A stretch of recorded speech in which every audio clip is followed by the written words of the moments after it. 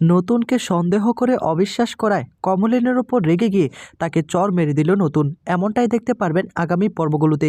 বিস্তারিত জানতে ভিডিওতে লাইক দিয়ে চ্যানেলটিকে সাবস্ক্রাইব করে দেখতে থাকুন। নতুনের সঙ্গে সে ভোর নামে মেয়েটি বাড়িতে আসার পর থেকে কমলিনী একদম চুপচাপ, নতুনের সঙ্গে আর কোনো কথাই বলছে না। ঘরের এক কোণায় এসে বসে থাকে আর কান্না করছিল। নতুন তখন সেখানে চলে আসে। নতুন তখন বলে, কী ব্যাপার কমলিনী, তুমি কান্না করছো কেন? তুমি কি কোনো কিছু নিয়ে চিন্তিত নাকি? আমাকে বলতে পারো।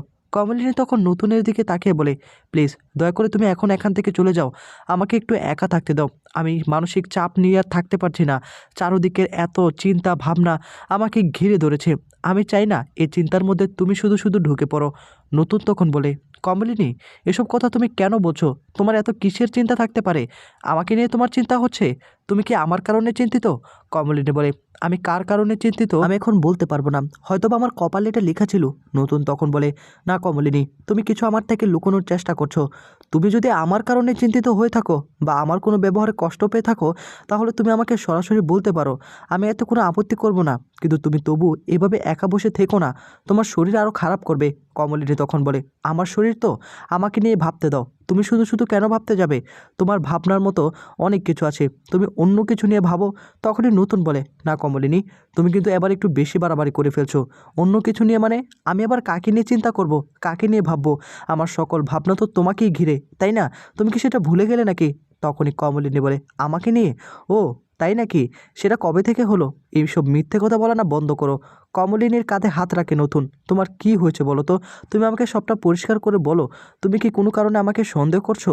এদিকে কমলিনী বলে, আমি তোমাকে সন্দেহ করছি না, তুমি প্লিজ এখনই এখান থেকে চলে যাও। কমলিনীর কথা শুনে নতুন তখন বলে, আমাকে এভাবে তাড়িয়ে দিচ্ছ? হ্যাঁ, তাড়িয়ে তো দিবেই। তুমি কোনোদিন আমাকে ভালো করে গ্রহণই করোনি, ঠিক আছে? আমাকে যতটা পারো দূরে রাখো, আমি তোমার থেকে দূরেই থাকি, যেহেতু তোমার কাছাকাছি আসতে পারবো না। এই বলে তখন নতুন সেখান থেকে চলে যাচ্ছিল। আর কমলিনী তখন বলে, এখন সবটা পরিষ্কার তাহলে, কেন তুমি আমার থেকে দূরে দূরে যাওয়ার চেষ্টা করছো? ওই ভোর নামের মেয়েটির জন্য, তাই তো? তোমার তো এখন নতুন মানুষ এসেছে জীবনে, আর সেজন্য আমাকে ইগনোর করে আমার সামান্য কথায় তুমি ঘর থেকে চলে যাচ্ছ। কমলিনীর কাছে আবার নতুন চলে আসে আর নতুন বলে, এসব তুমি কি বলছো? কমলিনী বলে, আমি একদম ঠিক কথাই বলছি। তুমি ভোরকে পছন্দ করো, তাকে ভালোবাসো, তাই না? তখনই রেগে গিয়ে তাকে চর মেরে বলে, কমলিনী, তুমি কি একটু বেশি বাড়াবাড়ি করে ফেলছো না? তোমার মধ্যে এরকম চিন্তাভাবনা কি করে আসতে পারলো? আমি আমি ওকে সন্তানের মতো দেখি, আর তুমি কথাগুলো আমাকে বলতে পারলে? কমলিনীর কাছে কুর্চি আসে। কুর্চি এসে বলে, কি ব্যাপার তোমাদের হয়েছে? এত ঝগড়া চিৎকার চেঁচামেচি করছো, আমাকে না এসে তো থাকতে পারলাম না আমি। এদিকে কমলিনীর দিকে তাকে নতুন তখন বলে, সেটা তোমার বৌদিভাইকে জিজ্ঞেস করো। কেন কেন এইভাবে চিৎকার চেঁচামেচি করছে? ওই ভোরকে নিয়ে উল্টাপাল্টা চিন্তা ভাবনা করছে। এ কথা শোনার পর তখন এবার কুর্চি বলে, কী ব্যাপার বৌদিভাই, তুমি আবারও ওই মেয়েকে নিয়ে পড়ে রয়েছো? ও তো বললো স্বতন্ত্র অর্থাৎ নতুনদা শুধুমাত্র ওর আইডল, আর কিচ্ছু না।